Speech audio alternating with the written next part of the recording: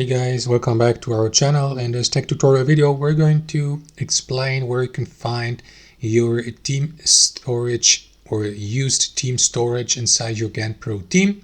So let us dive into this. Alright guys, so what you need to do here is on GanttPro is log into your account and access your account settings by clicking into that gear icon in the bottom left.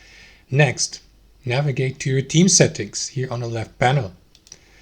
And then guys, here under your team logo and team name or account name, you will see the storage that is being used for your entire team, or basically your account here on GanttPro, which is the maximum file size or storage size of 5 GB.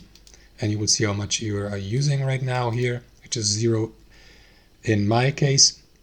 And that's how it works, guys. Thanks for watching. Hope you enjoyed it, got some value from it, and we'll catch you later.